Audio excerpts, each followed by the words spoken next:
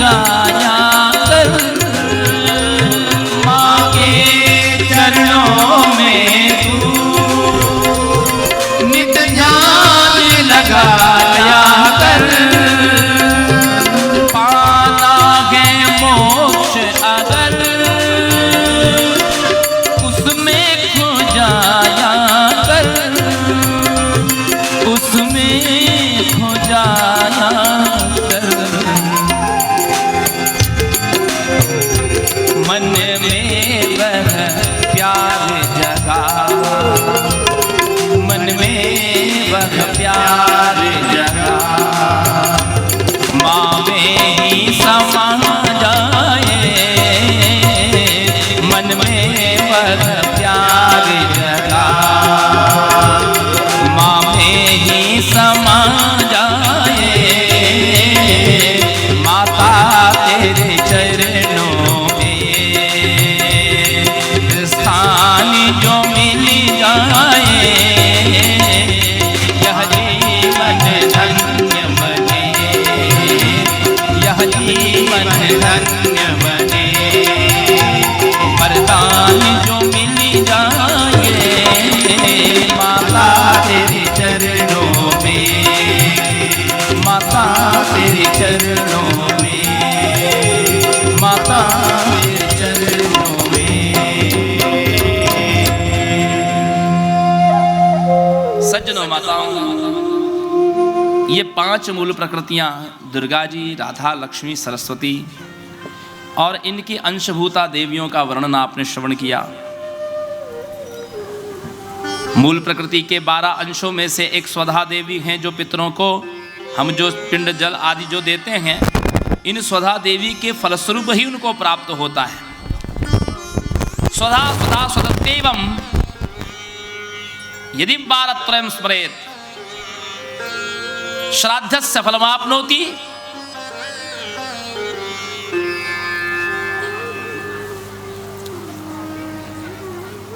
यदि आप सुबह उठ करके केवल 3 बार कह दें स्वधा स्वधा स्वधा, तो आपको श्राद्ध का फल मिल जाता है। प्रातरुत्थाय यह पठेत,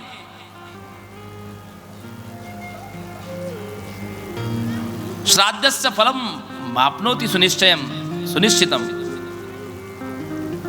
केवल सुबह उठ करके 3 बार स्वधा स्वधा स्वधा कह के प्रणाम कर दिया आपने, तो आपके पितरों को उस दिन का भोजन मिल जाता है।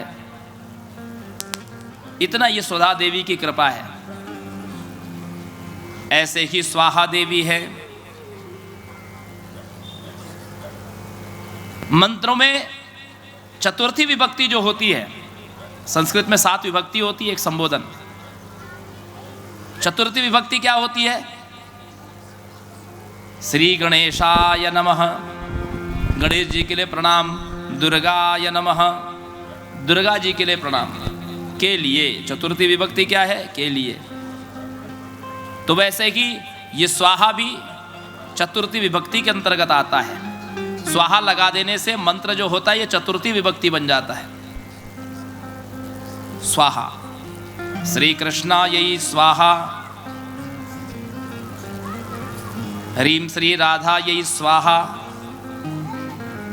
स्वाहा शब्द जोड़ देने से यह मंत्र अत्यंत शक्तिशाली और जागृत हो जाता है।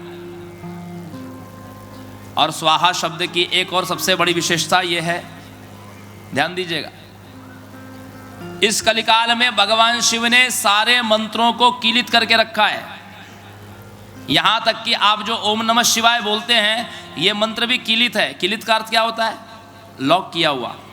जैसे ताला लगा हुआ है तो घर में आप प्रवेश नहीं कर सकते, उसकी कोई वस्तु को आप हाथ नहीं लगा सकते। ठीक उसी प्रकार यदि मंत्र को कीलित कर दिया जाए तो मंत्र कितना भी जपो उसका फल नहीं मिलता, कितने भी लाख जपो तो फल नहीं मिलता। लेकिन उत्कीलन से उसका फल मिलता है।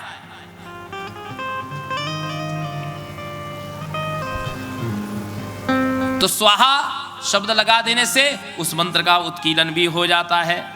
इतनी ये स्वाहा शब्द में शक्ति है।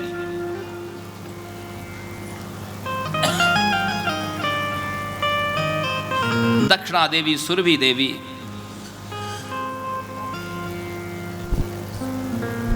भगवान यज्ञ नारायण की शक्ति का नाम है दक्षिणा देवी और सुरभि देवी। सबसे पहले भगवान श्री कृष्ण ने गोलोक में इन सुरभि देवी को प्रकट किया। ये राधिका जी के श्रीअंग में से प्रकट हुई सुरभि देवी, लक्ष्मी जी के श्रीअंग में से।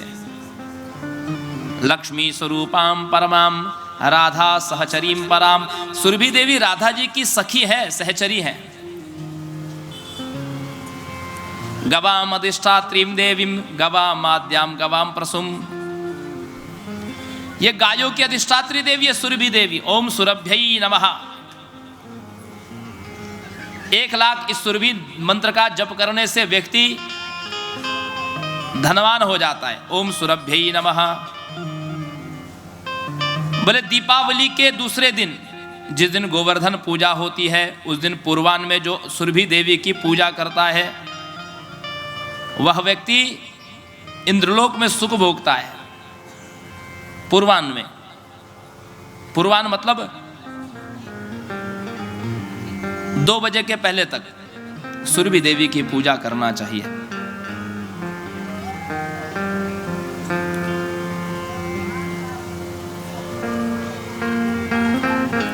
पवित्र रूपाम पूताम च भक्तानाम सर्वकामदाम यया पूतम सर्वविश्वम ताम देवी सुरभिम भजे। इन सुरभि देवी का गोमय और गोमूत्र, इसमें लक्ष्मी जी का वास होता है। जहाँ पर गोमय और गोमूत्र से लेपन होता है उसी भूमि पर देवता विराजमान होते हैं। श्राद्ध कर्म हो, चाहे देव कर्म हो, चाहे यज्ञ हो, कोई भी कर्म बिना गोमय लेपन के नहीं होता। और अमृतों में पंचामृत, 5 अमृत जो बताए गए हैं, पंचामृत में हम लोग वैसे दूध, दही, घी, शहद, शर्करा मिलाते हैं, लेकिन पंचगव्य, आप पंचगव्य की महिमा नहीं जानते माताओं सज्जनों। हमारे प्राचीन भारत में जब भी कोई यज्ञ अनुष्ठान होता था तो सबसे पहले यजमान को पंचगव्य प्राशन कराया जाता था।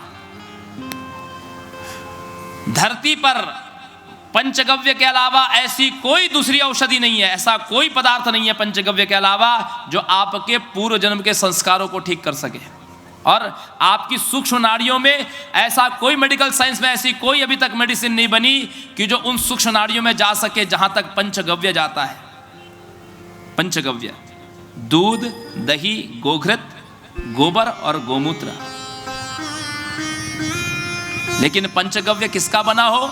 बोले जो हमारे भारत की,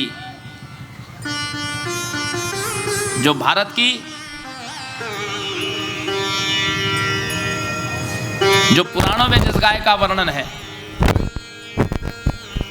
जिसके पीठ पर ककुद होता है, जिसकी सींग होती है, हमारी देसी गाय,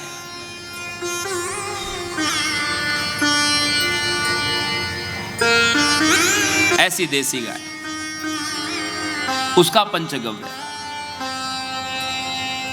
कोई बहुत पापी व्यक्ति हो, बहुत दुराचारी हो, बहुत क्रोधी व्यक्ति हो, तामसी हो, किसी की बात नहीं मानता हो, किसी के नियंत्रण में नहीं आता हो, उसको आप 40-41 दिन पंचगव्य प्राशन कराइए, फिर देखिए उसका स्वभाव कैसे बदलता है। 41 दिन तक नियम से उसको पंचगव्य पिलाइए, सुबह खाली पेट। पंचगव्य पिलाने के बाद में 1 घंटा उसको कुछ मत दीजिए, फिर चमत्कार देखिए। ऐसी शक्ति है पंचगव्य में। लेकिन विधि से निर्मित हो पंचगव्य, यह पूर्व जन्म के संस्कार तक को मिटा सकता है इस भौतिक देह के द्वारा प्रवेश करके। यह पंचगव्य में सूक्ष्मता और शक्ति है। सज्जनों, माताओं, दशम स्कंद में मनुओं का 14 मनुओं ने विंध्य पर्वत पर मां भगवती की उपासना की, उनका वर्णन है। एकादश स्कंद में गायत्री संबंधी, एकादश और द्वादश स्कंद में गायत्री संबंधित विवेचना की गई, जिसमें गायत्री का सहस्त्र नाम भी है, हृदय है, स्तोत्र है, कवच है और गायत्री के विविध प्रयोग है। गायत्री के विविध प्रयोग,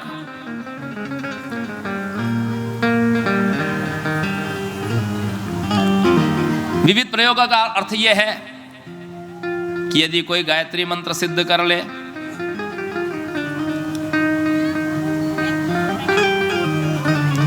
बेल की लकड़ी, बेल की समिधा से 7 दिन तक 100 आहुति यदि खीर की दे, अकूत लक्ष्मी प्राप्त होती है। बेल की समिधा हो।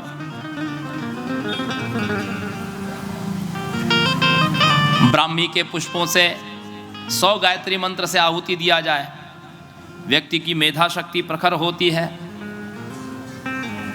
यहां तक कि गायत्री सिद्ध किया हुआ व्यक्ति एक मिट्टी का ढेला लेकर के यदि 100 बार गायत्री मंत्र बोल करके यदि आकाश में जिस दिशा में फेंक देगा, उस दिशा में बारिश तक रोक सकता है। गायत्री मंत्र जिसका सिद्ध हो, वो यदि अभिमंत्रित करके यदि जल में भस्म की आहुति दे दे तो वर्षा तक रुक सकती है। खूब बारिश हो रही हो और आपने जल में भस्म की आहुति दे दी 100 बार गायत्री मंत्र पढ़ करके, तो बारिश रुक जाएगी। और ये प्रयोग हमने चलती देवी भागवत में किया था। 2014 में धर्मपेट में खूब वर्षा हो रही थी, नागपुर में खूब पेड़ गिरे, गौलीपुरा में भी कथा हो रही थी। और ये चमत्कार जग देखा हुआ है सबका। 2014 की बात है, धर्मपेट गौलीपुरा में पूरे नागपुर में पेड़ गिरे थे, लेकिन पंडाल में एक पर्दा नहीं फटा। ये प्रयोग हम लोगों ने उसी समय ये ब्राह्मणों से मंदिर में करवाया। पूरे नागपुर में तबाही हुई थी। ये कोई बड़प्पन बताने के लिए या सिद्धि बताने के लिए नहीं, ये तो गायत्री माता की महिमा, मंत्र की महिमा आपको बता रहा हूं मैं। इनके करने से क्यों